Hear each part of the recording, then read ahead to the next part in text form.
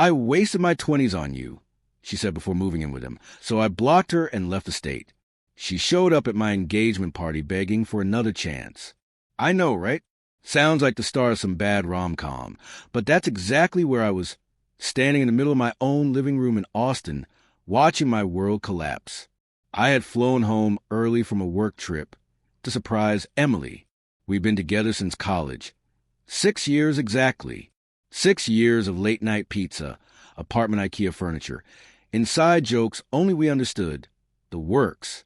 I had a ring in my pocket, custom-made, just the way she had described when we once talked about someday getting married. I was nervous, excited, maybe too excited. I swung open the apartment door, expecting her to yell surprise or throw herself at me like we always did when one of us came home early.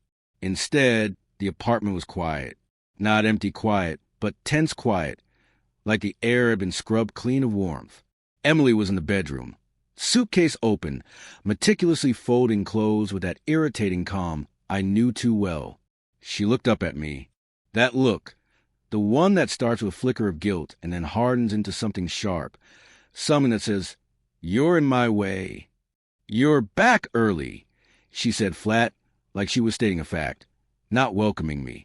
Meetings wrapped up faster than expected, I said, trying to keep my voice steady. "I wanted to surprise you." She didn't smile. She zipped up a toiletry bag, kept packing, eyes glued to the bedspread. "Marcus," she said, my name sliced in the air, "we need to talk." For words that felt like a punch in the stomach. "Okay," I said, "let's talk." She didn't look at me. She didn't need to. "I'm moving out," she said. My brain didn't process for a few seconds. "Then what?" "I've been seeing someone else." Just like that, as if she were telling me about the weather. "Dylan," she said. "Dylan from work. Not mine. He was in pharmaceutical sales. We met at a networking event 4 months ago. Remember when I came home late that Thursday? 4 months," she said. "For months. You've been cheating on me for 4 months." Her laugh was low, dismissive. "We grew apart. Didn't you feel it too?"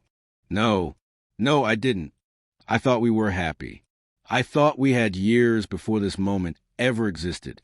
I swallowed, tried to force words through the lump in my throat. We could have worked on it. Counseling, something. She actually laughed. "Counseling. That's so you. Talking until it makes sense. Some things just don't make sense." Her eyes finally met mine. "Cold. I wasted my 20s on you," she said. The words weren't a question or a lament. They were a verdict. I couldn't speak. Couldn't breathe.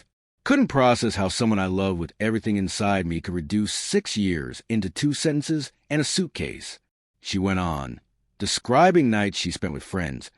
Trips I hadn't wanted because of saving for a house. Saturdays spent meal prepping instead of spontaneous road trips. "Dylan actually knows how to have fun. He's exciting. He makes me feel alive again." Alive. The word hit me harder than the betrayal. I had been alive, too. Didn't she remember? But apparently, I had been the boring version of alive, the version she outgrew. The suitcase zipped up. She stood, swung it like it weighed nothing, and left. I sat on the couch we spent a Saturday assembling, the middle of our IKEA dreams. For the first time, the apartment felt like a stranger's. 3 hours passed.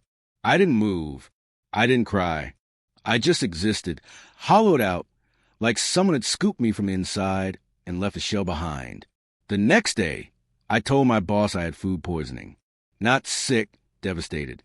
Packed my car, left the keys on the counter, moved across the state with nothing but the life I was going to rebuild. Austin to Seattle. Cold, gray, anonymous. Perfect. Seattle was gray and relentless the first few weeks. Rain everywhere. Mist hanging on the windows like it wanted to settle into my bones. I'd never realized how much I'd carried Emily in small ways, how I held the apartment door open for myself, how I habitually made coffee the way she liked it, how I checked the fridge for her half-eaten leftovers before I remembered she wasn't there. I threw myself into work, long hours, weekend projects, anything to avoid the silence in my apartment. The view of the sound from the balcony helped sometimes, the water stretching forever, cold and constant. It reminded me that life kept moving. And so did I. I joined a gym, started climbing because it felt dangerous in a safe way, and picked up photography, just wandering around the city, capturing things I didn't yet understand. I wasn't trying to reinvent myself. I wasn't trying to get over her. I was just existing again in a life I could control. And then I met Sarah. Sarah was subtle. She wasn't fireworks or adrenaline. She was warmth. The kind of warmth that sneaks up on you when you least notice. Our first proper date was coffee at some cramp shop on Capitol Hill. She laughed at my dumb jokes, listened when I actually rambled, didn't roll her eyes when I talked about work. She chose to be present genuinely, and I realized that was something I hadn't been feeling with anyone in years. And slowly, without pressure, without me noticing, the hollow inside me started to fill again. Not with someone else's excitement or drama. With life. Weeks turned into months, and Seattle started to feel like home. Emily didn't exist in my thoughts much anymore. The initial shock of betrayal faded into something like distant static. I didn't want revenge. I didn't want closure. I just wanted peace. And then, of course, she found me. Text messages started trickling in from unknown numbers. Hey, can we talk? My chest tightened the first time. I knew immediately who it was, but I ignored it, deleted the message. The next day, a longer string. I know you're getting these. Please respond. Dylan and I are on a break. I've made mistakes. I read each word carefully. Nothing. No emotion, no reaction. I changed my number the following week. I didn't want to hear her voice. I didn't want to see her words. Months later, Alex, my friend back in Austin, called. Ran into Emily yesterday. Looks rough. Asked about you. I swallowed the lump in my throat. What did you say? Told her you moved to Seattle. Doing well. She looked like she wanted to be mad, but also sad. Pretty raw, man. Good. That's all I wanted to hear. Good. And then she called. Emily, using some ruse to get my number from my office.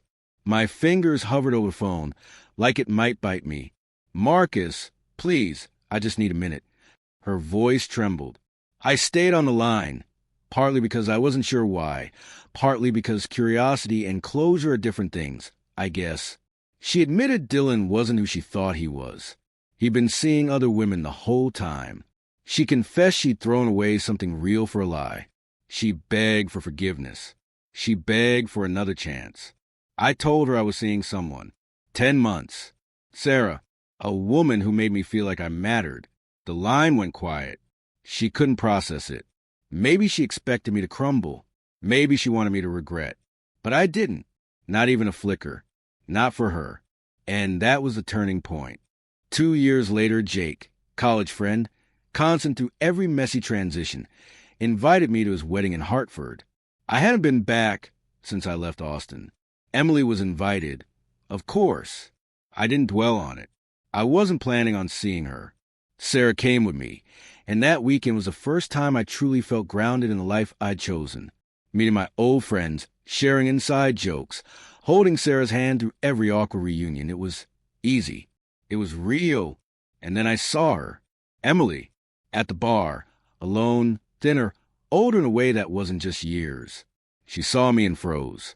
There was a flicker of recognition, regret, maybe. She came over, started talking, trying to make conversation, trying to find some bridge back into my life. But I didn't need her. I looked at her, saw what she'd lost, saw what I'd built, and didn't flinch. Sarah was at my side. The warmth, the stability, the choice I had made. It wasn't about revenge. It wasn't about proving a point. It was about living a life I wanted with someone who wanted me. Emily tried to talk about the past, about mistakes, about regrets. I forgave her in my heart, but that forgiveness wasn't a bridge. It wasn't an invitation. It was the last piece of the wreckage I let go of. She cried. She begged. She said she loved me. I told her gently, firmly, that what she loved wasn't me, and it never had been. I loved someone who chose me every day. And that was Sarah. At the wedding, dancing with Sarah, laughing, sharing quiet glances that meant the world, I realized something. Closure doesn't come from arguments or confessions or apologies. Closure comes from choosing your life, your people, your happiness, and refusing to let someone else's mistakes dictate your story. Emily was a chapter. Sarah was the book. Through the glass doors of the reception hall, I saw Emily standing alone, and I felt only a strange, soft sadness for her. Nothing more. I didn't need her to understand. I didn't need her to apologize. I didn't need her anymore. And for the first time in years, I could breathe without thinking of betrayal, loss, or wasted time. My 20s had been taken from me in ways I hadn't chosen. But my 30s belonged entirely to me. And that Reddit is the thing about people who leave you for someone else. They think they break you. They think you'll crumble. They think you'll pine forever. The real revenge, the real closure, isn't revenge at all. It's a life so full, so chosen, so yours that you forget to care whether they regret it. Emily thought she was my story. She wasn't. She was my lesson. Sarah? She's my story, and this time I chose every word, every step, every day. The wedding morning was surprisingly quiet. Hartford has this old money feel in certain neighborhoods, cobblestone streets, brick buildings, and big oaks that made everything feel heavy with history. I woke early, couldn't sleep, even though Sarah was still next to me, curled in the crook of my arm. I watched her sleep for a moment, thinking how insane it was that I almost let someone like Emily make me believe I'd never feel this way again. I kissed her temple, careful not to wake her, and pulled myself out of bed. Breakfast was in the hotel lobby. Jake's parents were bustling around like they'd personally baked every muffin, and the smell of fresh coffee made me feel alive in a way I hadn't in months. Sarah sat across from me, scrolling through her phone, smiling at some meme she'd just found. I caught myself thinking about how normal all of this felt. Normal in the best way. Then Emily walked in. She didn't see me at first, naturally scanning the room for familiar faces, probably assuming I'd be here alone or worse, with no one. When our eyes met, I saw a flash, regret, longing, confusion, maybe a little panic. She froze for a second, like she had in the bar months ago, and then her hand tightened around her coffee cup. Sarah noticed before I did, and she smiled, not forced, just warm. "Good morning," she said softly. I felt the weight of her presence, the quiet confidence of someone who belonged in my life. Emily's expression flickered, and I realized she was sizing Sarah up, trying to find some flaw, some justification, something to convince herself she could still matter. "Good morning," Emily said, though it didn't reach her eyes. I nodded, polite, brief, no warmth. That was enough. The ceremony itself was beautiful. Jake's vows made me laugh through the tears. Classic Jake. Terrible at being serious, but somehow perfect at being real. Sarah held my hand tight throughout, squeezed it during the quiet parts, and I realized I wasn't thinking about Emily at all. Not really. She was there in the periphery, but like a shadow that couldn't touch me anymore. At the reception, things got more complicated. Emily sat at the same table as some mutual friends from college. They tried to make small talk. I noticed the way they all paused, glancing at me like I was a litmus test. I kept my distance, focusing on Sarah, on laughter that wasn't forced, on moments that were mine. But then, inevitably, Emily walked over. "Marcus, can we talk?" Her voice was low, tense. I didn't answer right away. I let her finish her awkward approach, standing there like a kid caught doing something wrong, hoping for absolution. I finally turned, looked at her, and said gently, "We talked, and it's done. I've moved on." Her lip trembled. I know you have. But She hesitated. I held up a hand. "Stop. I don't want to hear it. Not now. Not ever." Sarah, standing beside me, gave Emily a polite nod. "Hi, I'm Sarah," she said. Emily stared, probably expecting something different, but Sarah didn't falter. She was steady.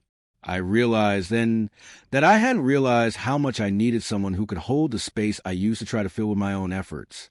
Later that evening, while everyone was dancing and drinking, Emily came to me again. I was sipping champagne, watching Sarah laugh with Jake and his friends. "Marcus, please, just 1 minute," she said, pleading. I sighed.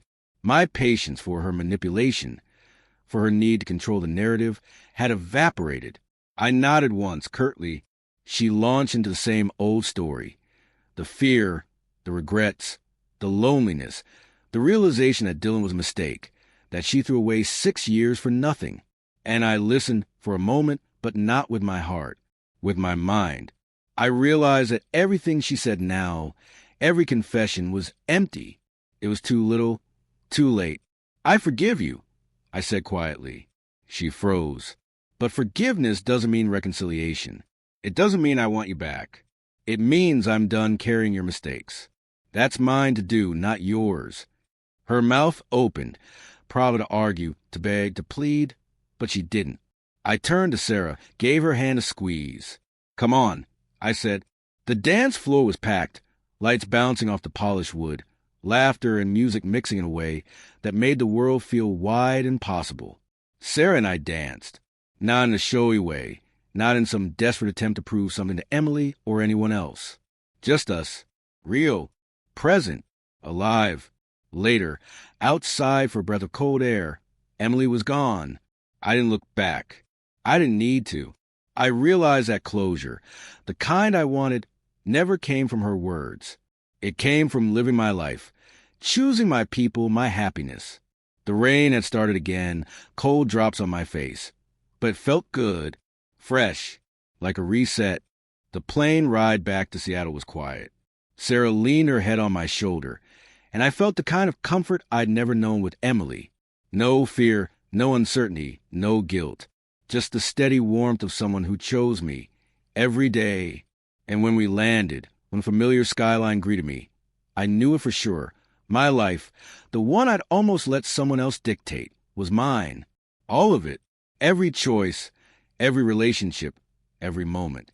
I had spent years learning who I wasn't. Now I was learning who I could be. And that person was happy.